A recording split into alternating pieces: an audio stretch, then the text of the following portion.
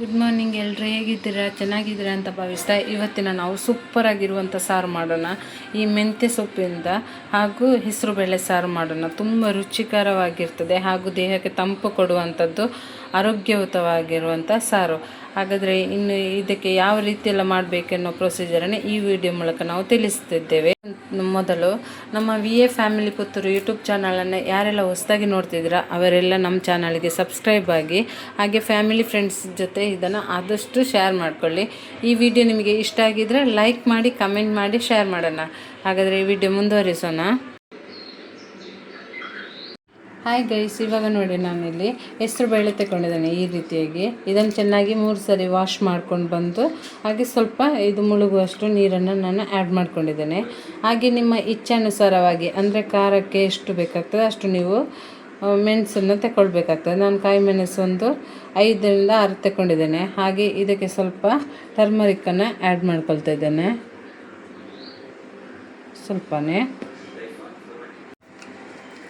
ಹಾಗೆ ರುಚಿಗೆ ಎಷ್ಟು ಬೇಕಷ್ಟು ಸ್ವಲ್ಪ ಇವಾಗ ಉಪ್ಪು ಹಾಕ್ಕೊಳ್ತಾ ಇದ್ದೇನೆ, ಜಾಸ್ತಿನ ಹಾಕೋದಿಲ್ಲ.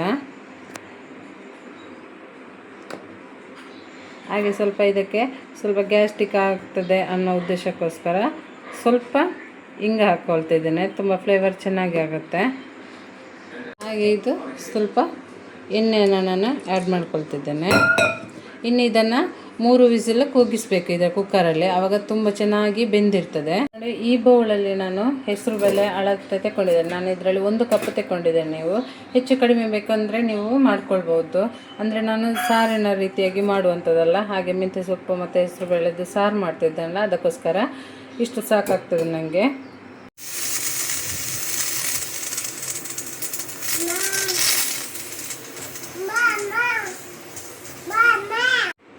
ನೋಡಿ ಗೈಸ್, ಇವಾಗ ನೋಡಿ ಅದು 3 ವಿಸಿಲ್ ಕೂಗಿಸಿದ್ದೇವೆ. ಇವಾಗ ನೋಡಿ ಅದು ಮೆಣಸೆಲ್ಲ ಹೇಗಾಗಿದೆ ಅಂತ ಚೆನ್ನಾಗಿ ಬೆಂದಿದೆ. ಇವಾಗ ಇದನ್ನು ಈ ರೀತಿಯಾಗಿ ಮ್ಯಾಶ್ ಮಾಡ್ಕೊಳ್ಬೇಕು.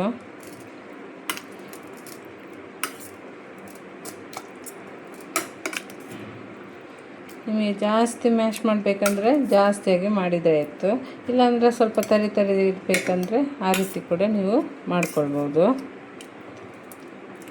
ನೋಡಿ ಇದು ಇವಾಗ ರೆಡಿಯಾಗಿದೆ. ಒಂದು ಪಾತ್ರವನ್ನು ನಾನು ಕಡಾಯಿ ಇಟ್ಟಿದ್ದೇನೆ. ಇದು ಇವಾಗ ಬಿಸಿಯಾಗಿದೆ. ಈ ಹೊತ್ತಲ್ಲಿ ತುಪ್ಪ ಅಥವಾ ಎಣ್ಣೆಯನ್ನು ಆ್ಯಡ್ ಮಾಡ್ಕೊಳ್ಬೋದು. ನಾನು ಇವಾಗ ಇಲ್ಲಿ ಕೊಕೊನಟ್ ಆಯಿಲನ್ನು ಆ್ಯಡ್ ಮಾಡ್ಕೊಂಡಿದ್ದೇನೆ. ಫ್ಲೇಮಲ್ಲಿ ಇಟ್ಕೊಳ್ಬೇಕಾಗ್ತದೆ.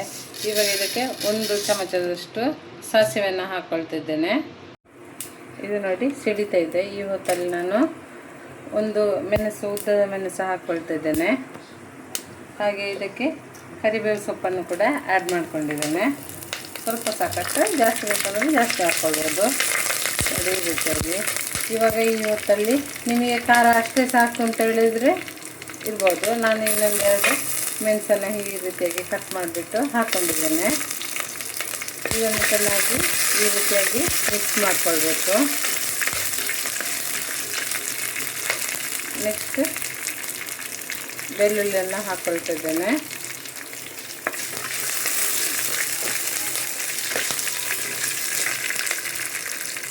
ಸ್ವಲ್ಪ ರುಚಿ ಬರಲಿ ಅನ್ನೋದಕ್ಕೋಸ್ಕರ ಸೋಂಪು ಕಾಳನ್ನು ಆ್ಯಡ್ ಮಾಡ್ಕೊಳ್ತಿದ್ದೇನೆ, 1/4 ಚಮಚದಷ್ಟು. ಹಾಗೆ 1 ಚಮಚದಷ್ಟು 1-1.5 ಚಮಚದಷ್ಟು ಜೀರಿಗೆಯನ್ನು ಆ್ಯಡ್ ಮಾಡ್ಕೊಂಡಿದ್ದೇನೆ. ಹಾಗೆ 2 ಆನಿಯನ್ ತಗೊಂಡಿದ್ದೇನೆ. ಹಾಗೆ 1 ಇಂಚು ಶುಂಠಿ ತಗೊಂಡಿದ್ದೇನೆ. ಇದನ್ನು ಚೆನ್ನಾಗಿ ರೀತಿಯಾಗಿ ಫ್ರೈ ಮಾಡ್ಕೊಳ್ಳೋಣ.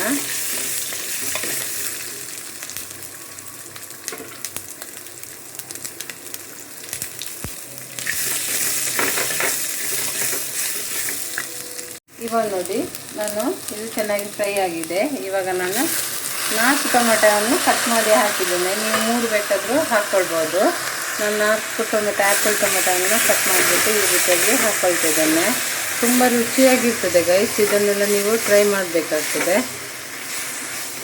ಊಟಕ್ಕೆಲ್ಲ ಹೇಳಿ ಮಾಡಿಸಿದ್ದು, ಮಕ್ಕಳಿಂದ ಹಿಡಿದು ದೊಡ್ಡವ್ರ ತನಕ ಕೂಡ ಆರೋಗ್ಯಕ್ಕೆ ಕೂಡ ಒಳ್ಳೆಯದಿದ್ದು, ದೇಹಕ್ಕೆ ತಂಪು ಕೊಡ್ತಲ್ಲ. ಹಾಗಾಗಿ ಕಾಯಿ ಮೆಣಸಿನ ಬದಲಾಗಿ ನೀವು ಅಚ್ಚ ಖಾರದ ಪುಡಿಯನ್ನು ಕೂಡ ನೀವು ಆ್ಯಡ್ ಮಾಡ್ಕೊಳ್ಬೋದು. ಹಾಗೆ ಈ ಹೊತ್ತಲ್ಲಿ ಆವಾಗಲೇ ನಾವು ಸ್ವಲ್ಪ ಉಪ್ಪನ್ನು ಆ್ಯಡ್ ಮಾಡ್ಕೊಂಡಿದ್ದೇವೆ. ಇವಾಗ ಸ್ವಲ್ಪ ಉಪ್ಪನ್ನು ಆ್ಯಡ್ ಮಾಡ್ಕೊಳ್ತಾ ಇದ್ದೇನೆ. ಇದು ನಿಮ್ಮ ರುಚಿಗೆ ಅನುಸಾರವಾಗಿ ಹಾಕ್ಕೊಳ್ಬೇಕಾಗ್ತದೆ.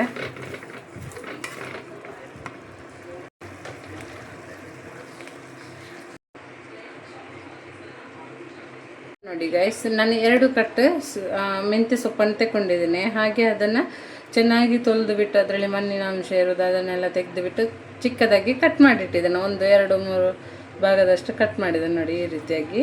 ನಿಮಗೆ ಇನ್ನು ಸ್ಲೈಸಾಗಿ ಕಟ್ ಮಾಡ್ಕೊಳ್ಬೇಕಾದ್ರೆ ಮಾಡ್ಕೊಳ್ಬೋದು. ಇನ್ನು ಇದನ್ನು ಇನ್ನೊಂದು ಸಾರಿ ಚೆನ್ನಾಗಿ ಮಿಕ್ಸ್ ಮಾಡ್ಕೊಳ್ಳೋಣ.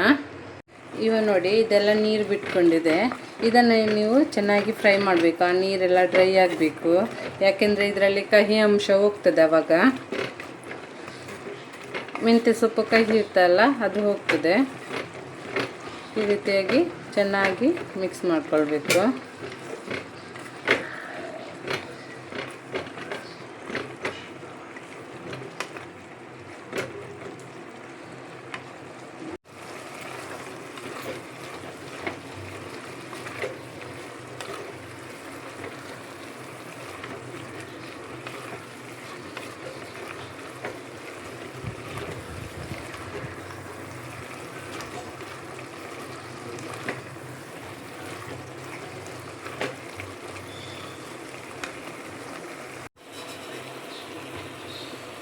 ಇದನ್ನು ಇವಾಗ ಈ ಬೇಳೆಯನ್ನು ಎಲ್ಲ ಹಾಕ್ಕೊಳ್ತಿದ್ದೀನಿ. ಹೆಸರು ಬೇಳೆಯನ್ನು ನಾನು ಇವಾಗ ಇದಕ್ಕೆ ಅದೇ ಕುಕ್ಕರಲ್ಲಿ ಬೇಯಿಸಿದ್ದೆಲ್ಲ ಅದಕ್ಕೆ ನಾನು ಸ್ವಲ್ಪ ನೀರನ್ನು ಆ್ಯಡ್ ಮಾಡ್ಕೊಳ್ತಿದ್ದೇನೆ. ನೀರು ಹಾಕಿ ಇನ್ನೊಂದು ಸರಿ, ಯಾಕೆಂದರೆ ನಾವು ಸಾರು ಮಾಡ್ತಿರೋದಲ್ವ, ಅದಕ್ಕೋಸ್ಕರ ಸ್ವಲ್ಪ ನೀರಾಗಿರ್ಬೇಕಂತ. ನೋಡಿ ಚೆನ್ನಾಗಿ ಈ ರೀತಿಯಾಗಿ ಮಿಕ್ಸ್ ಮಾಡ್ಕೊಳ್ಬೇಕು.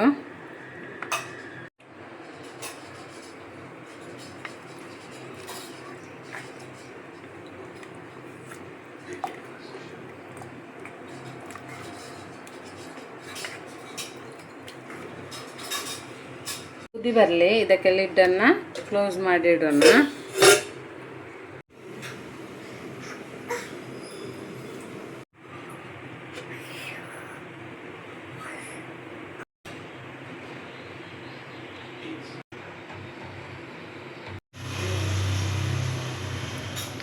ಓಕೆ ಗೈಸ್, ಇದು ಇವಾಗ ನೋಡಿ ರೆಡಿಯಾಗಿದೆ. ಉಪ್ಪು ಖಾರ ಚಂದದ ಒಂದು ಪರಿಮಳ, ಸಾರಿನದ್ದು ಪರಿಮಳ ಬಂದಿದೆ ಇವಾಗ. ಓಕೆ, ಹಾಗಾದರೆ ಇನ್ನು ಇದನ್ನು ಸರ್ವ್ ಮಾಡ್ಕೊಂಡು ಬರೋಣ. ಹಾಗೆ ಈ ವಿಡಿಯೋ ಇಷ್ಟ ಆಗಿದ್ರೆ ಲೈಕ್ ಮಾಡಿ ಗೈಸ್. ಕೊನೆಗೊಂದು ನಾವು ಹೀಗೆ ಕೊತ್ತಂಬರಿ ಸೊಪ್ಪನ್ನು ಆ್ಯಡ್ ಮಾಡ್ಕೊಳ್ಳೋಣ. ಒಂದು ಸರಿ ಇದನ್ನು ಚೆನ್ನಾಗಿ ಮಿಕ್ಸ್ ಮಾಡಿಕೊಂಡ್ರೆ ಇಲ್ಲಿಗೆ ಆಯಿತು.